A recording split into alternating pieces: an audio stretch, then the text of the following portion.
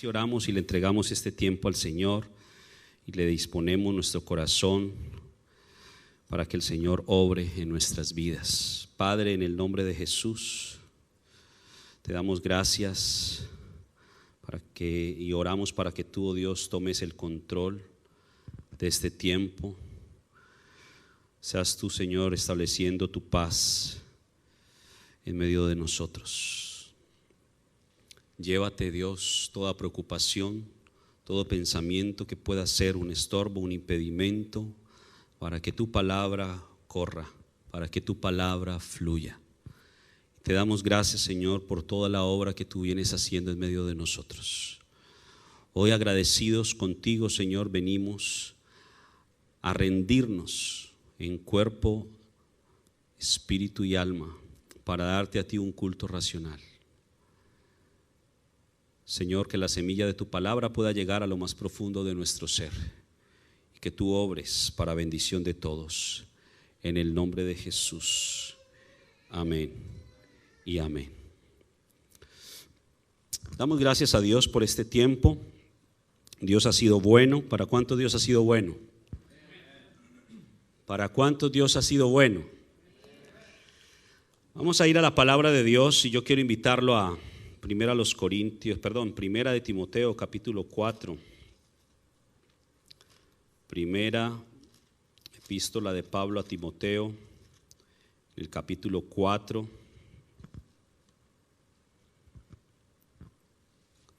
¿La tiene? Y vamos a leer en el verso 12, sí. Primera de Timoteo 4, 12. ¿Lo tenemos? Dice la Escritura: ninguno tenga en poco tu juventud, sino ¿qué? Sino sé ejemplo de los creyentes en palabra, conducta, amor, espíritu, fe y pureza.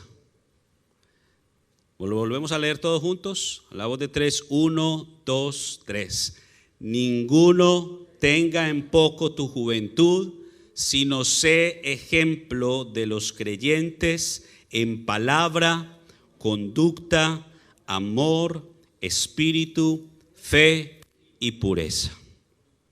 El apóstol Pablo le está escribiendo a Timoteo esta carta, y meditando hace algunos días acerca de esto, tocaba el Señor mi corazón, y anoche que estuve profundizando un poco más, me fijó los ojos en este verso número 12, y mirando lo que Pablo le quiere decir a Timoteo, un mensaje que es el mismo mensaje que el Señor quiere que usted y yo entendamos esta mañana, que podamos desarrollarlo a profundidad y que usted pueda, al salir de aquí, tener claro lo que el Señor quiere que usted y yo hagamos. Lo primero que dice el verso es: ninguno tenga en poco tu juventud. Cuando uno va al original griego, está diciéndole Pablo que nadie te desprecie por ser un neófito. Neófito es un término que significa alguien que está comenzando en un proceso, alguien que es nuevo en un proceso. Eso significa un neófito. Y aquí el término griego para juventud es la palabra neófito. Y está diciéndole Pablo a Timoteo: mira, no permitas que nadie te desprecie porque eres un neófito, porque eres nuevo, porque estás empezando un proceso. Porque una de las cosas que Pablo veía en Timoteo, sin importar el tiempo que Timoteo llevara desde el momento en que decidió seguir a Cristo, es que Timoteo fue un muchacho que se entregó completamente al Señor. Si usted se va, por ejemplo, al capítulo 16 de Hechos 16, verso 1, mire lo que dice la Escritura. Hechos capítulo 16, verso 1. Después llegó a Derbe, está hablando de Pablo, y a Listra, y he aquí había allí, ¿qué? ¿Qué había ahí? Cierto discípulo, llamado ¿cómo? Timoteo. Entonces, La escritura nos está mostrando que Timoteo no era cualquier muchacho, no era cualquier persona, era un discípulo. Y hay una gran diferencia entre ser discípulo y ser parte de la multitud. Vámonos por un momentito y ahorita regresamos a Hechos 16, a Mateo capítulo 5, versículo 1. Mateo capítulo 5, verso 1. Está hablando Jesús y dice, viendo la multitud, ¿a dónde subió? Subió al monte. Y dice, y sentándose, vinieron a él, ¿quiénes? Sus discípulos. Entonces, Jesús ve una gran multitud y aun cuando ve una gran multitud, él decide subir ¿a dónde? Al monte. ¿Y quiénes fueron los que vinieron a Jesús? Los discípulos. Y dice, y sentándose, la palabra sentarse en la escritura hace referencia a meditar la palabra. Es decir, Jesús estaba sentado meditando y mientras meditaba también, ¿qué hizo? Vinieron a él sus discípulos y si miramos el versículo 2, ¿qué hizo Jesús?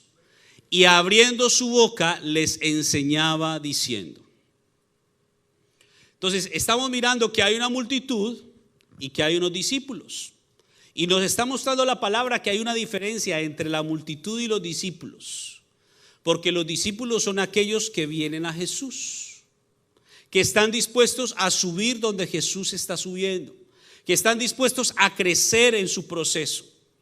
Por lo tanto, no es lo mismo ser discípulo que ser parte de la multitud. Ahora regresemos a Hechos 16:1.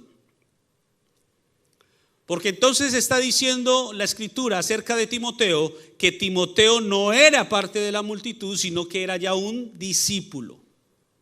Y dice que era hijo de una mujer judía, creyente, pero de padre griego.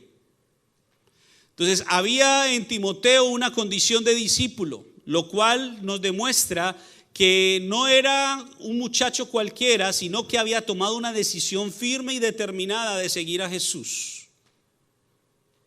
Ahora, si regresamos a Timoteo, en el capítulo 1, ahorita, primera de Timoteo 1, en el versículo 2, mire lo que dice, primera de Timoteo 1, 2. Está dirigiendo la carta ¿a quién? A Timoteo. ¿Y qué dice Pablo acerca de Timoteo?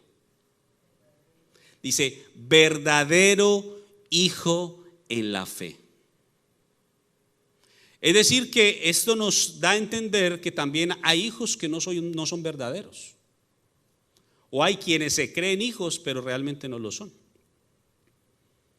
Pablo habla de Timoteo y dice, verdadero hijo en la fe. Ahora, ¿quién es un hijo en la escritura? Vámonos a Juan 1, verso 12, 11 y 12. Juan capítulo 1.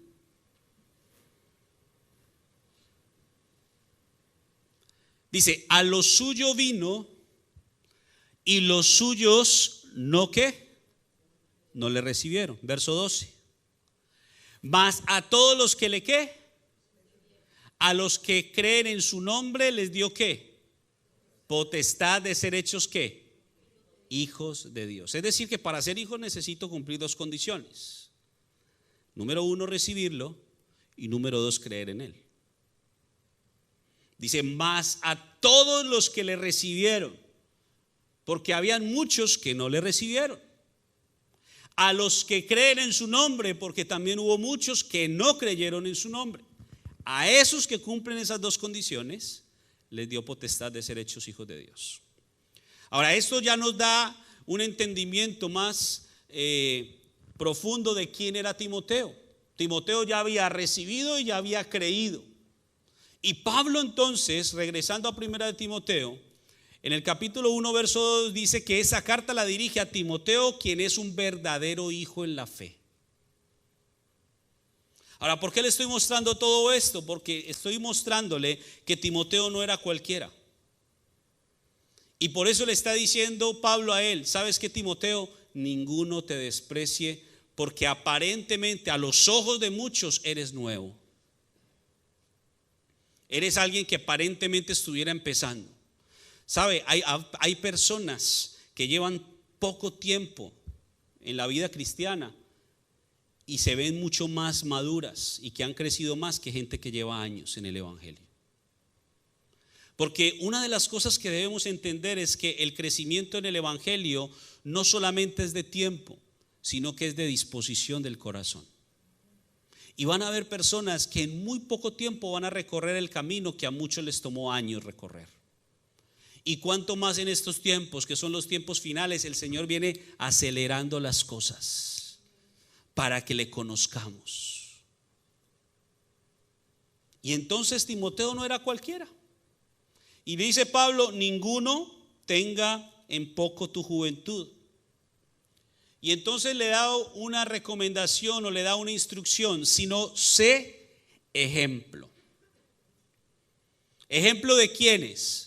De los creyentes. Timoteo había ayudado a Pablo en muchas de sus misiones, en muchos de sus viajes, tanto a Filipos como a Corinto, como a Tesalónica. Pablo había confiado en Timoteo para muchas de esas misiones.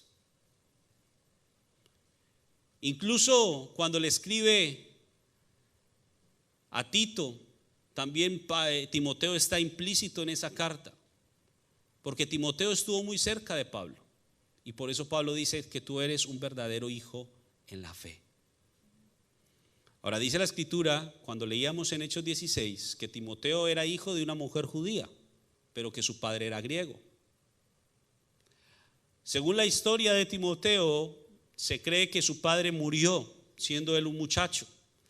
Por lo tanto, Pablo de alguna manera lo adoptó como su hijo, lo prohijó, lo resguardó, le enseñó, se encargó de él como un padre y le enseñó muchas cosas, al punto que dice: tú eres un verdadero hijo en la fe.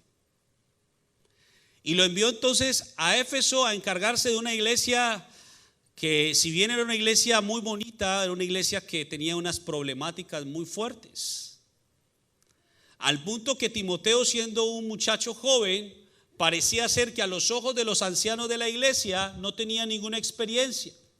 Y entonces Pablo le escribe esta carta para decirle: mira, que nadie te menosprecie, que nadie tenga en poco tu juventud, o que porque cree que tú eres una persona nueva o que estás empezando, que nadie te desprecie por eso. Al contrario, sé un ejemplo. Y entonces nos habla de 6 cosas. Pablo le habla de 6 cosas a Timoteo que debe hacer. Cuando miramos en la escritura, el número 6 es un número que representa el hombre, o que representa el esfuerzo. Acompáñenme a Éxodo 29. Éxodo 29.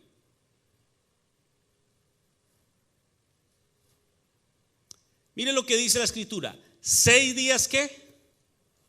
Trabajarás y harás toda tu obra. En 6 días. El número 6 representa al hombre. El número 6 significa el esfuerzo del hombre, porque dice el Señor: 6 días trabajarás y harás toda tu obra en ellos. Y Pablo le dice a Timoteo que debe ser ejemplo en 6 cosas, dándonos a entender que el Señor quiere que de nuestra parte haya un esfuerzo, un trabajo en el cual nos ocupemos, un trabajo en el cual usted y yo coloquemos nuestras fuerzas, coloquemos nuestro tiempo, coloquemos todo nuestro ser. Y vamos a ir detallando uno a uno para que podamos entender qué es lo que Dios quiere, o en qué Dios quiere que nos ocupemos. Y entonces le dice Pablo a Timoteo: debe ser ejemplo. ¿En qué? Comienza con una palabra. Palabra. Valga la redundancia. Dice: debe ser ejemplo de los creyentes en palabra. Comienza con eso, porque todo debe comenzar con la palabra. Ahora, esta palabra aquí tiene 2 connotaciones, o Pablo le quiere mostrar a Timoteo 2 connotaciones aquí. Una de ellas, Mateo capítulo 15, versículo 10. Mateo capítulo 15, versículo 10.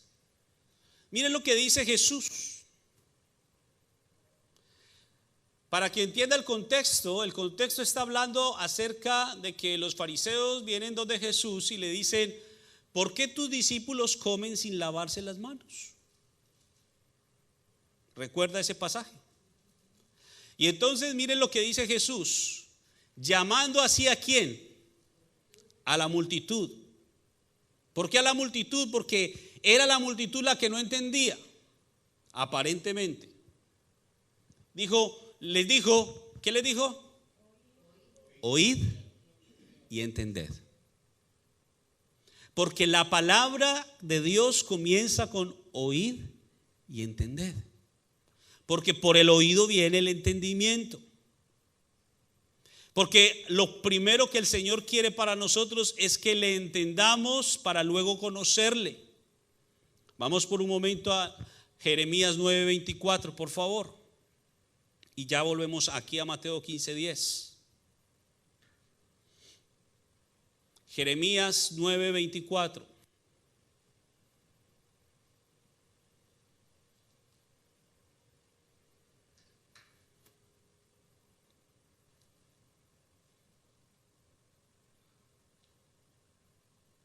¿Lo tiene ya? 9:24. Capítulo 9, verso 24. Muy bien. Mas alábese en esto el que se hubiere de alabar. ¿En qué? En entenderme y conocerme. Que yo soy Jehová, que hago misericordia, juicio y justicia en la tierra, porque estas cosas quiero, dice Jehová. Entonces lo primero que el Señor quiere es que le entendamos y lo conozcamos, pero para que venga el entendimiento necesitamos prestar oído. Ahora regresemos a Mateo 15:10. Y fíjese lo que dice. Oíd, le dijo a la multitud, oíd y entended. Versículo 11. No lo que entra en la boca contamina al hombre, mas lo que sale de la boca, esto contamina al hombre. Entonces, una de las connotaciones que tiene esta instrucción de Pablo a Timoteo es: ten cuidado de lo que hablas. Ten cuidado de lo que sale de tu boca. Sé ejemplo con tus palabras. Esa es una de las connotaciones que tiene este pasaje. Pero también tiene otra, y es no solamente de lo que hablas comúnmente, sino sé ejemplo en tu enseñanza. Porque ¿cómo enseñamos? Enseñamos también a través de la palabra, a través de nuestros labios, de nuestra boca. Fíjese lo que dice el verso 11 de la misma carta de Pablo a Timoteo en el capítulo 4. Primera de Timoteo 4:11. Un verso antes. Mira lo que dice el verso 11. Esto manda y ¿qué más? Y enseña. Y regresémonos al verso 6. Si esto enseñas a los hermanos, serás buen ministro de Jesucristo, nutrido ¿con qué? Con las palabras de la fe y de la buena doctrina que has seguido. Entonces hay dos connotaciones. Uno es la forma de hablar. ¿Cómo hablo yo frente a las personas en temas normales, en temas espontáneos, cotidianos? Pero también habla de que debe ser ejemplo en la forma en que enseña. Porque una de las cosas que Pablo está viendo en la iglesia donde envió a Timoteo a Éfeso es que habían mucho chisme. Se reunían para hablar y a chismear unos con otros, a hablar del uno y a hablar del otro. Y entonces Pablo le dice a Timoteo: ten cuidado de esas cosas. No te mezcles con esas cosas. Que nadie te menosprecie por ser joven o por ser nuevo en el proceso, sino busca ser un ejemplo, primero en palabra. Segundo, ¿qué más dice? Conducta.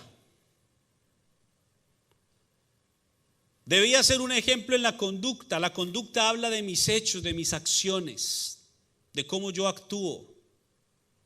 Y un pasaje que el Señor me llevó a meditar en primer libro de Samuel, capítulo 18.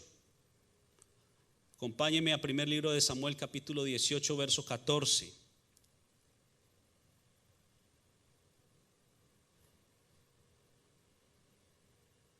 Mire lo que dice la Escritura acerca de David. Porque Pablo le dice a Timoteo, debe ser un ejemplo en conducta. Y mire cómo se conducía David. David se conducía ¿cómo? Prudentemente. ¿En cuántos asuntos? En todos sus asuntos. ¿Y Jehová estaba con quién? Con él. Verso siguiente. Y viendo Saúl que se portaba tan prudentemente, tenía que. Mire lo que produce una persona que se conduce con prudencia. Produce temor en sus enemigos. Y David se conducía prudentemente en todos sus asuntos. Pero note una cosa. Pablo comienza diciéndole a Timoteo, sé ejemplo en palabra, porque todo comienza con la palabra. Cuando usted y yo tenemos la palabra de Dios atesorada en nuestro corazón, esa palabra nos lleva a conducirnos prudentemente. Porque es la palabra la que nos enseña. Y cuando la palabra nos guía en todos nuestros asuntos, el efecto en nuestros enemigos es que va a haber temor. ¿Por qué? Porque Dios está con nosotros. Por cuanto guardamos la palabra, recibimos la palabra, pero también vivimos la palabra, porque la conducta no es otra cosa que vivir la palabra. Porque no venimos a la iglesia o no escuchamos un mensaje simplemente para llenar nuestra cabeza de conocimiento, para que el pastor nos diga que es que este número significa esto, o para que esta palabra significa esto. No, venimos a la iglesia para que ese conocimiento que adquirimos baje al corazón y se proyecte en nuestra vida a través de nuestras acciones. Ahí es donde verdaderamente la palabra cobra vida. Entonces todo comienza con la palabra. Luego esa palabra nos lleva a tener una conducta. ¿Cómo se conducía David? Prudentemente. Eso mostró o dio como resultado que Jehová estuviera con él. Y adicionalmente que sus enemigos le tuvieran temor. Porque se conducía prudentemente. ¿Cómo se conducía? Prudentemente. Porque viene la palabra, transforma nuestro pensamiento, viene y baja nuestro corazón y cambia nuestro proceder, cambia nuestras acciones. Entonces Pablo le dice a Timoteo, sé un ejemplo en palabra, número 2, en conducta, número 3, en amor. ¿Qué es el amor? Sería la pregunta que nos tenemos que hacer. Y pudiéramos cada uno tener una definición de amor. Algunos de nosotros podemos tener una definición muy romántica del amor, pero vamos a mirar en la Escritura qué significa el amor. Segunda de Juan capítulo 1 verso 6. Segunda epístola de Juan capítulo 1 verso 6. Mire lo que dice. Y este es el amor, que andemos ¿qué? Que andemos según sus mandamientos. Ese es el amor. No lo digo yo, lo dice la Escritura. Entonces, fíjese el proceso de la recomendación de Pablo a Timoteo. Todo comienza con la palabra. La palabra tiene que trasladarse o evidenciarse en nuestra conducta. ¿Acaso no dice Santiago que nuestra fe se tiene que traducir en nuestros hechos o en nuestras acciones? Entonces, todo comienza con la palabra, se muestra nuestra conducta, pero también nos habla del amor como el elemento central. Ya usted conoce 1 Corintios capítulo 13, que habla ampliamente acerca del amor. que es sufrido, benigno, no tiene envidia, no es jactancioso, no se envanece, no busca lo suyo, no se goza de la injusticia, se goza de la verdad, todo lo sufre, todo lo cree, todo lo espera, todo lo soporta. Y dice, el amor nunca deja de ser. Pero si hay un pasaje que nos describe el amor, es este. El amor a Dios es que andemos en sus mandamientos. Lo cual nos ratifica una vez más que nuestra vida cristiana es una carrera, es un camino que tenemos que caminar, que tenemos que recorrer paso a paso, siempre mirando hacia adelante, siempre mirando la meta, hacia donde vamos a llegar. Y entonces, si el amor es andar en sus mandamientos, vamos a mirar qué dice la Escritura acerca de esos mandamientos. Salmo 119, 172. Salmo 119, 172.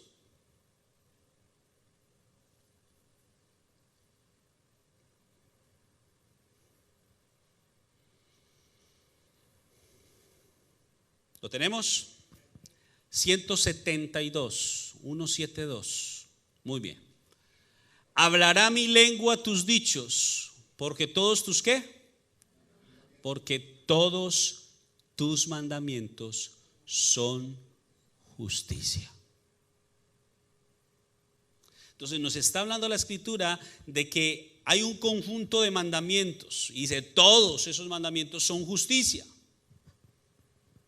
Y hace un tiempo atrás él les enseñaba acerca de esta justicia, que se compone a su vez de dos justicias: la justicia de la ley y la justicia de la fe o la justicia de Dios.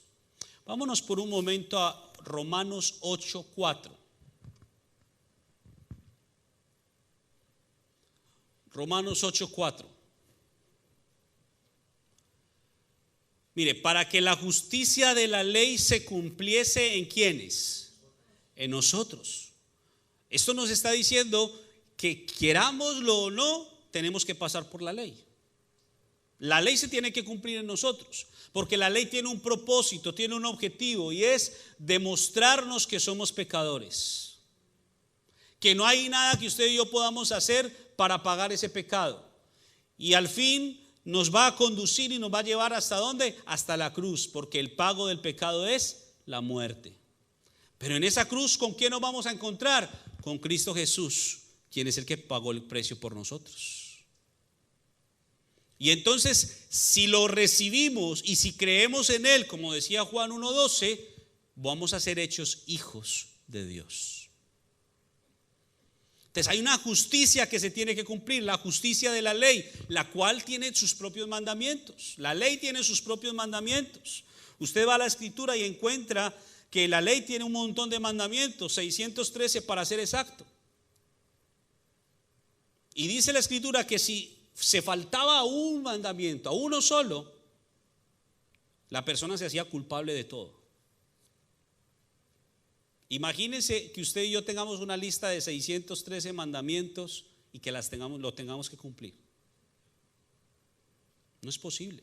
La misma Escritura dice que no hay justo ni siquiera uno, no hay bueno nadie, solo Dios es bueno. Solo Cristo pudo vivir en santidad sin ninguna clase de pecado, pero aún así nos da ejemplo. Ahora, esa es una justicia, la justicia de la ley. Fíjese eso, para que la justicia de la ley se cumpliese en nosotros, que no andamos conforme a la carne, sino conforme al Espíritu. Ahora vámonos al mismo Romanos, pero en el capítulo 3, verso 21. Romanos 3, 21. Entonces vimos que había una justicia de la ley. Ahora mire lo que dice el verso. Pero ahora, tiempo presente, aparte de la ley, se ha manifestado la justicia ¿de qué? De Dios. Entonces hay una justicia de la ley, pero también hay una justicia de Dios. Y dice, esta justicia de Dios ya fue testificada por la ley y por los profetas. Entonces, si la ley, que tiene una justicia, también tiene sus mandamientos, esta justicia de Dios también tiene sus propios mandamientos. Pero son mandamientos que vamos a entender o a recibir por revelación. Y entonces el Salmo 119, 172 que leíamos hace un rato nos dice: todos tus mandamientos son justicia. ¿Y por qué llegamos a este punto? Porque estábamos describiendo lo que es el amor. El amor es andar en sus mandamientos. Y entonces, si vamos a andar, estamos caminando por un camino en donde sus mandamientos de alguna manera nos tienen que guiar. Vámonos al Salmo 119, 105. Salmo 119, 105.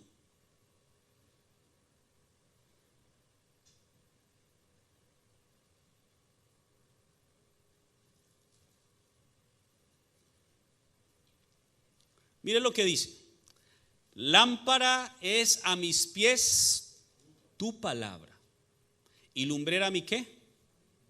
A mi camino. El amor a Dios es que andemos. ¿Por dónde? Por el camino. ¿Y qué vamos a necesitar en el camino? Los mandamientos, que es la palabra. Y en el Salmo que estamos leyendo, en el 119, 105, dice que esos mandamientos o esa palabra es como una lámpara y es como una lumbrera que nos va a guiar, que nos va a conducir para que andemos en amor.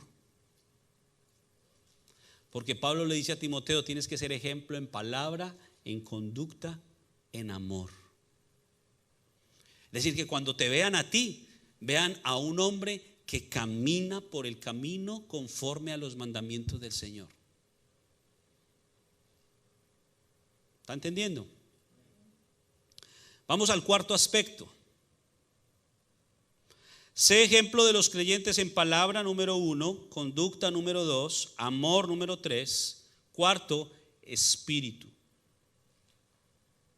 Regresémonos a Romanos 8, pero en el verso 5. Romanos 8, verso 5. Porque los que son de la carne piensan en las cosas de la carne, pero los que son del Espíritu en las cosas del Espíritu. Siguiente. Porque el ocuparse de la carne es muerte, pero el ocuparse del Espíritu es vida y paz. Pablo le dice a Timoteo: sé ejemplo en el Espíritu. Es decir, ejercita tu espíritu, no te ocupes en la carne. Si usted lee los versos previos al 12, el 7, el 8 y el 9, le está diciendo: mire, el ejercicio corporal para poco aprovecha, pero la piedad aprovecha para mucho. Porque dice, tiene promesa de esta vida y de la venidera.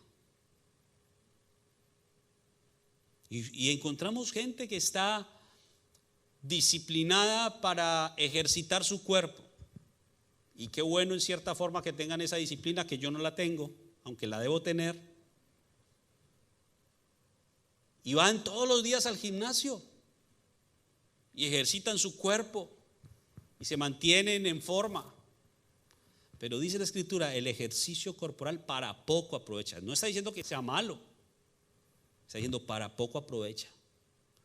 Pero la piedad es un término que significa ocuparse de las cosas espirituales. Dice, la piedad tiene promesa de esta vida y de la venidera. Entonces, si usted y yo nos ocupamos de lo espiritual, y no le estoy diciendo con esto, vuelvo y reitero, que hacer ejercicio sea malo, que ir al gimnasio sea pecado, no. Pero cuando nos ocupamos al 100% de nuestra carne, entonces indiscutiblemente estamos descuidando una parte de nuestro ser, que es nuestro espíritu, el cual el Señor quiere que nos ocupemos en él. Y Pablo le dice a Timoteo, debe ser ejemplo en espíritu, es decir, que la gente cuando te vea que estás ocupado en nutrir tu espíritu, en buscar que tu espíritu esté en forma. Porque el ocuparse de la carne, dice la Escritura, es muerte, pero el ocuparse del espíritu es vida y paz. ¿Estamos entendiendo? Número 5. Fe. Fe. Vámonos a Gálatas 3:21.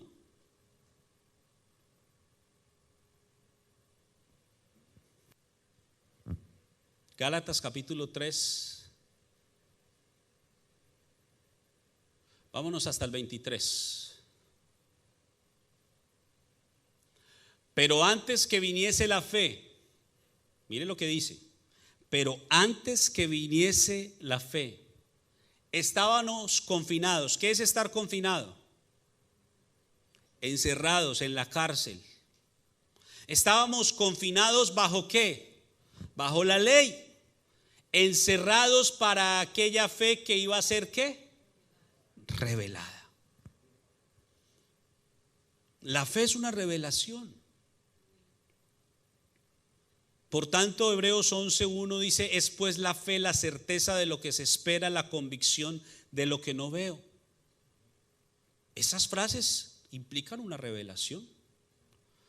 Porque ¿qué es una revelación? Algo que es un misterio y que se me revela o que se me muestra. Algo que estaba escondido y que se manifiesta a mi vida.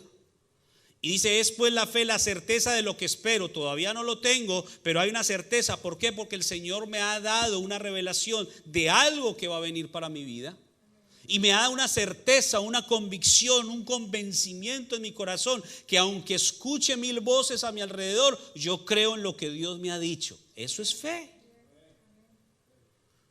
Y entonces dice la Escritura que antes estábamos encarcelados, estábamos presos.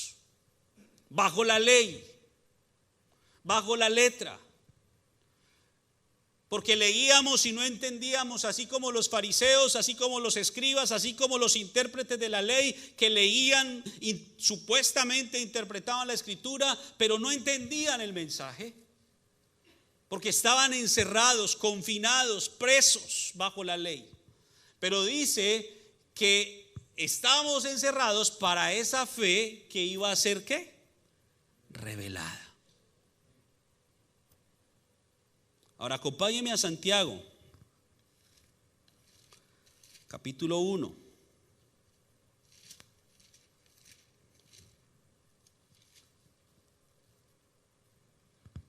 O más bien capítulo 2, verso 17. Santiago 2:17. Así también la fe, si no tiene ¿qué? Si no tiene obras, entonces está ¿cómo? Muerta.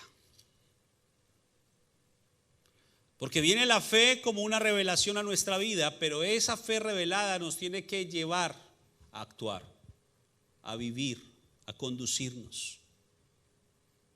Entonces fíjese el proceso que Pablo lleva a Timoteo en este proceso o en esta indicación.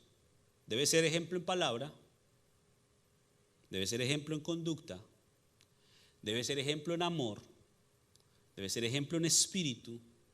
Número 5, debe ser ejemplo en fe.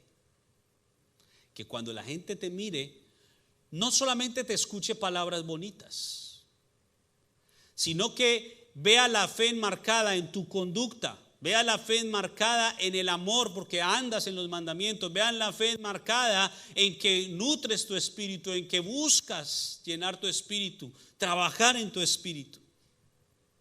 Que vean esa fe manifiesta en tu vida. Porque a través de esa revelación que ellos vean en ti, ellos también van a querer hacer lo mismo. Porque para eso es un ejemplo.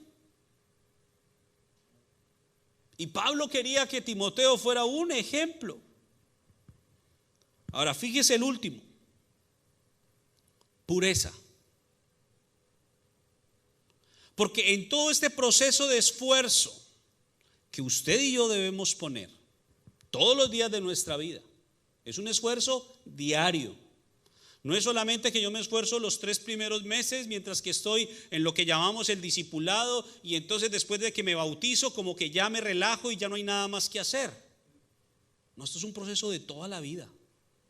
Es un esfuerzo que usted y yo tenemos que hacer día tras día, de buscar ser ejemplo, de esforzarnos en la palabra, de esforzarnos en nuestra conducta, de esforzarnos en el amor, de esforzarnos en el espíritu, de esforzarnos en la fe, pero también en la pureza. Mire lo que dice Proverbios 22:11. Proverbios 22:11.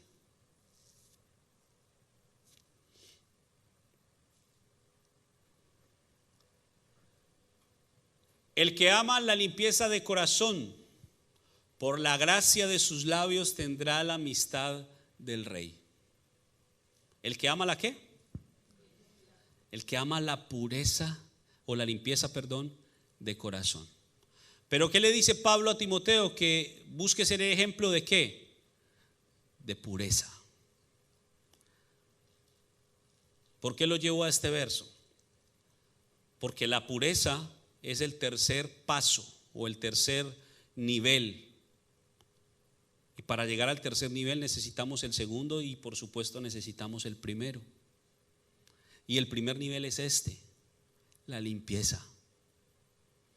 El que ama la limpieza de corazón, por la gracia de sus labios tendrá la amistad del rey. Daniel 12:10. Daniel 12:10. Para que miremos las tres etapas. Esta es la primera, la limpieza. Pablo le dice, debe ser ejemplo en pureza. Daniel 12:10, mire lo que dice. Muchos serán ¿qué? Número 1. Número 2, emblanquecidos. Y número 3, purificados. ¿Me está viendo? 3 etapas. Pero que comienza con ¿qué? Con la limpieza. Empieza con un deseo del corazón. El que ama la limpieza de corazón, el que busca en Dios limpiarse día tras día, el que es como el salmista que le decía al Señor: Señor, mira dentro de mí, si hay un camino de perversidad, quítalo de mí y muéstrame el camino hacia la eternidad. Líbrame de todos esos pecados que me son ocultos. Señor, lávame más y más de mi maldad, límpiame de mi pecado. Esa es una persona que ama la limpieza de corazón. Porque usted y yo no podemos asumir una posición en la cual creamos que porque recibimos a Cristo en nuestro corazón, hicimos una oración que llamamos la oración de fe, porque venimos a la iglesia, porque leemos la Biblia y oramos todos los días, entonces ya somos completamente santos, santificados, purificados, emblanquecidos y ya no hay nada más malo en nuestra vida. Yo le pregunto, ¿usted cada cuánto se baña? Gracias a Dios, en este lado del planeta creo que todos los días. ¿Y por qué nos bañamos todos los días? Si yo ya me bañé hace 8 días, ¿qué necesidad tengo de bañarme hoy? ¿Por qué nos bañamos todos los días? ¿Por qué nos ensuciamos? Porque aunque no nos veamos llenos de mugre y de grasa y de cosas que son evidentes, obviamente al salir de casa o aún estando dentro de casa hay polución que ensucia nuestra piel. O haga este ejercicio, báñese, espere 10 minutos y luego pásese un paño por la cara a ver si no le sale sucio. Porque nos ensuciamos. Ahora le pregunto, ¿será que espiritualmente no nos ensuciamos? Claro que sí, todo el tiempo. Y el diablo usa todas las formas posibles para contaminar nuestra vida. Y entonces, cosas que vemos o que escuchamos, que sentimos, medio ambiente en el que nos desenvolvemos nos contamina. Por eso se hace necesario la limpieza.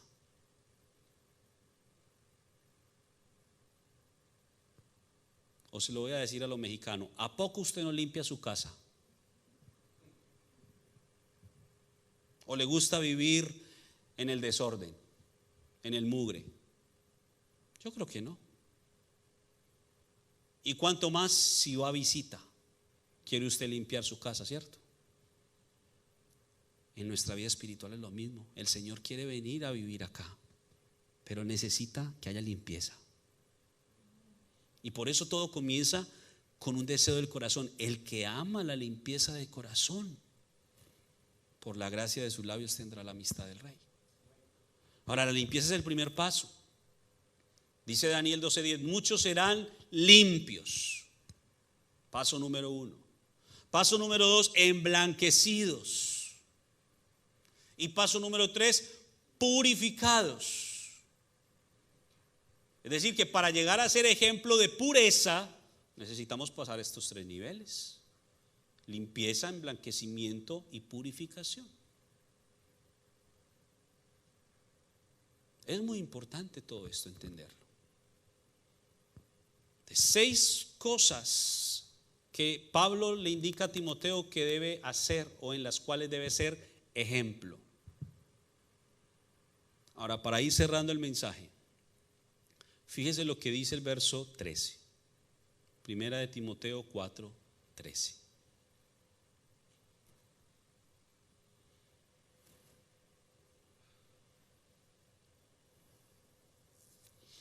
Entre tanto que voy, ¿qué dice? Ocúpate. Si hay una palabra que pudiera describir o que pudiera resumir el mensaje de este día, es esta: ocúpate. Ocúpate. Y le dice Pablo a Timoteo: ocúpate en la lectura, la exhortación y la ¿qué? Y la enseñanza. ¿Cómo comenzó Pablo diciendo que debía ser ejemplo? En palabra. Y por eso le decía: esto manda y enseña. Porque para poder caminar por el camino necesitamos la enseñanza. Lámpara es a mis pies tu palabra y lumbrera mi camino, leíamos. Ahora vamos a Proverbios 6:23.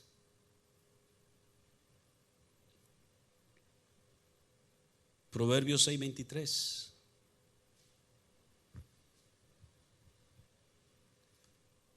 Fíjese lo que dice. Porque el mandamiento es ¿qué? O sea, que la lámpara es un ¿qué? Mandamiento. Lámpara en la escritura representa el mandamiento.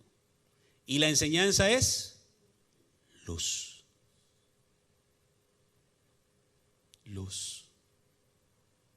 Por eso cuando Jesús va llegando a Jerusalén, dice que tuvo compasión de ellos, porque estaban como ovejas que no tenían pastor. Y dice la escritura: aquel pueblo que estaba sentado en tinieblas, luz les resplandeció. Porque Jesús es la encarnación de la luz, es la luz de Dios, porque en Él está toda la enseñanza. ¿A qué se dedicó Jesús 3 años y medio con sus discípulos? Vámonos a Juan 17. Juan capítulo 17, versículo 4.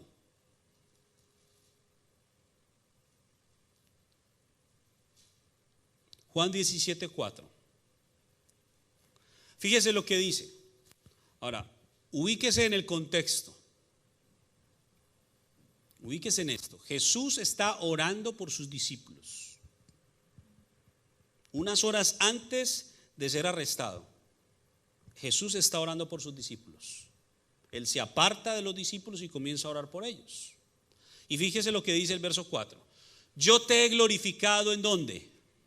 En la tierra. He acabado ¿qué?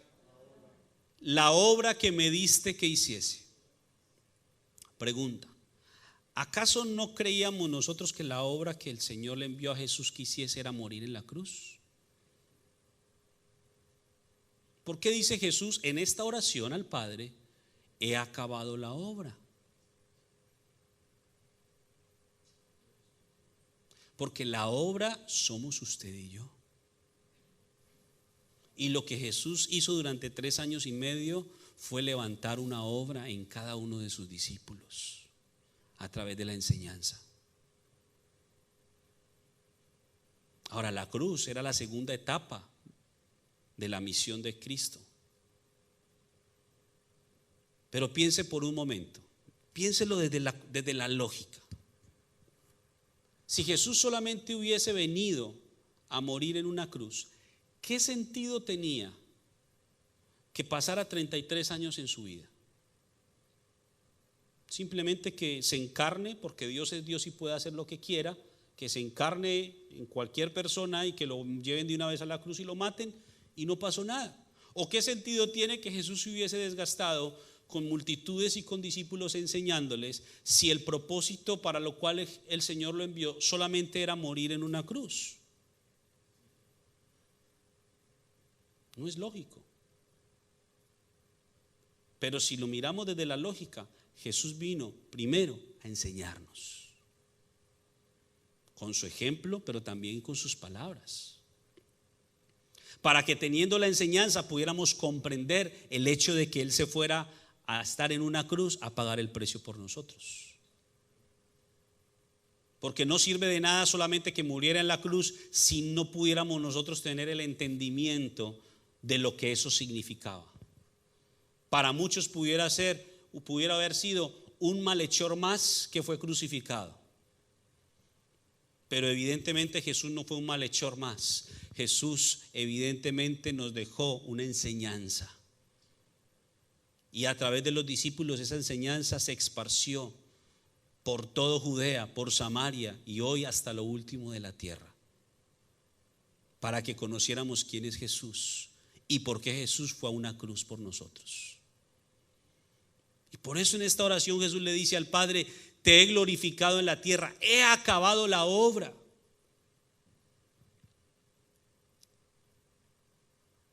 He acabado la obra, porque la obra somos nosotros. Usted y yo somos esa obra de Dios. Y entonces el Señor Jesús está diciendo: yo he acabado la obra que me diste que hiciese.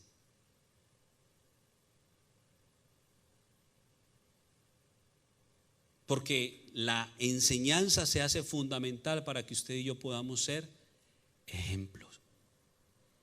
Por eso no rechace la enseñanza. Reciba la enseñanza. Si no entiende algo, pregunte. Los discípulos le preguntaban a Jesús a cada rato. A veces como que lo sacaban un poquito de casillas y le decían: es que ustedes tampoco pueden entender. Pero aún así les explicaba. Porque eso es lo que Dios quiere, que le preguntemos. ¿Acaso no dice la Escritura: pedid y se os dará, buscad y hallaréis, llamad y se os abrirá? Pídanle al Señor que les explique o que nos explique lo que no entendamos, y Él lo va a hacer. Él va a traer la revelación a nuestras vidas. Ahora regresemos entonces a Timoteo para que terminemos hoy.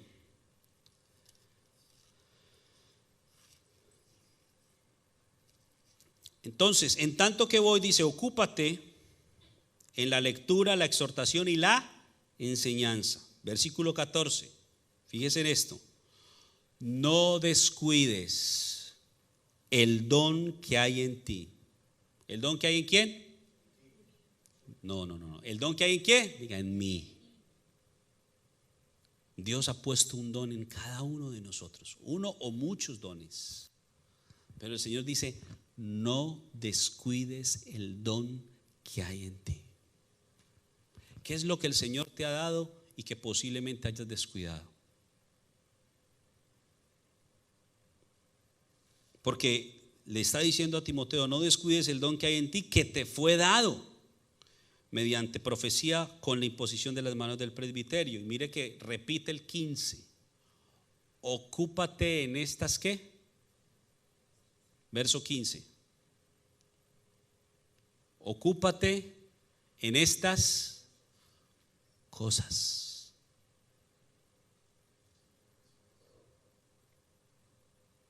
Dice: permanece en ellas, para que tu aprovechamiento sea ¿qué? manifiesto a todos. Entonces, mire que en 2 ocasiones Pablo le dice a Timoteo, ocúpate. ¿Y qué es lo que normalmente hacemos nosotros los seres humanos? No nos ocupamos, nos preocupamos. Y estamos preocupados por esto, estamos preocupados porque hay que pagar el bill, estamos preocupados porque la crisis que viene, estamos preocupados porque se nos dice de la recesión, estamos preocupados porque la gasolina está muy cara, estamos preocupados por un montón de cosas.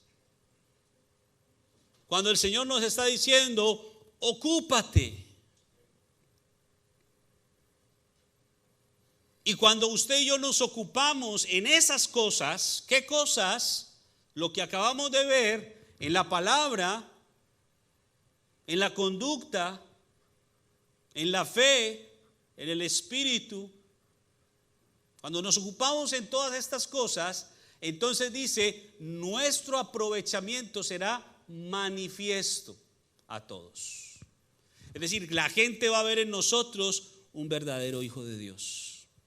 Por eso Pablo le dice a Timoteo, verdadero hijo en la fe. ¿Estamos entendiendo?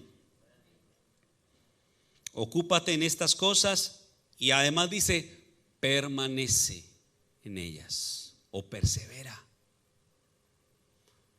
Esto no es de 1 o de 2 días. La carrera cristiana es una carrera de largo aliento. No es de unos cuantos años. No son como las carreras universitarias que son de 3, 4, 5 años y nos graduamos y ya terminamos. No. La carrera cristiana es de toda la vida. Todos los días tenemos que correr. Todos los días nos tenemos que esforzar. Todos los días tenemos que permanecer, perseverar, buscar. Si nos caímos, nos volvemos a levantar y retomamos la carrera. Si nos encontramos un obstáculo, tenemos que buscar la forma de superar ese obstáculo, pero no podemos retroceder, sino que debemos avanzar. Amén. Vamos a ponernos de pie.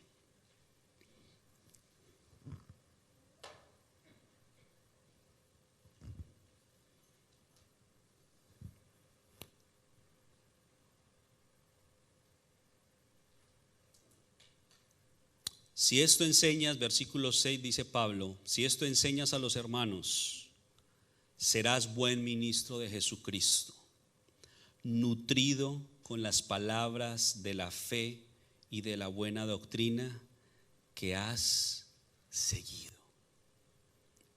El deseo del Señor es que usted y yo seamos nutridos con palabras de fe, con una enseñanza correcta. Y la enseñanza correcta siempre será aquella que nos conduzca a parecernos a Jesús. Si usted recibe una enseñanza que no te lleve a parecerte a Jesús, esa no es enseñanza correcta. Porque toda enseñanza bíblica debe llevarnos a ver a Jesús como el parámetro, como el ejemplo, para que siguiéndolo a Él, usted y yo podamos también ser ejemplos de otros o para otros. Señor Dios, te damos gracias. Gracias por esta oportunidad y este momento en donde hemos recibido tu palabra. Gracias por la bendición que nos das, Señor, de poder tener la capacidad de comprender todo lo que hoy nos has entregado. Y yo te pido que cada una de estas palabras queden selladas en nuestro espíritu. Que tú, oh Dios, cumplas el propósito para lo cual has enviado esta palabra en cada vida. Y que podamos, Señor, así como Timoteo, ser ejemplos para otros. Que nos esforcemos día con día para poder cultivar en nosotros una vida en el Espíritu, para ser ejemplos en palabra, en conducta, en fe, en amor, en espíritu, en fe y en pureza. Y que entendamos que cada una de estas cosas es una revelación que tú traes a nosotros para que entendiéndola podamos vivirla y aplicarla a nuestras vidas y así poder verdaderamente ser ejemplo para otros que necesitan ver en alguno de nosotros un ejemplo para ellos también poder seguirlo.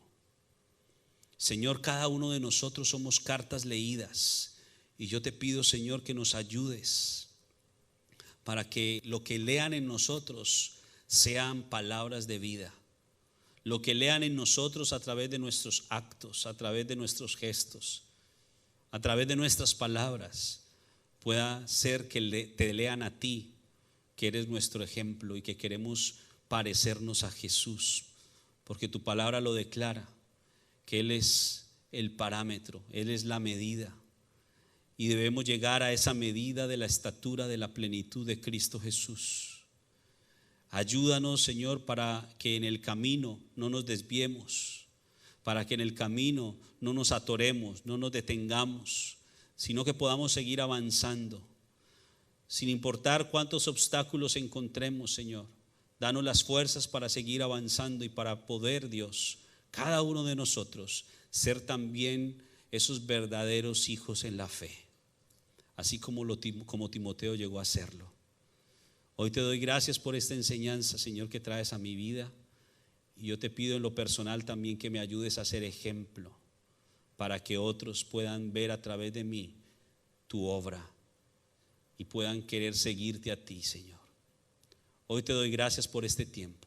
Te doy la gloria, la honra y la alabanza en el nombre poderoso de Jesús. Amén.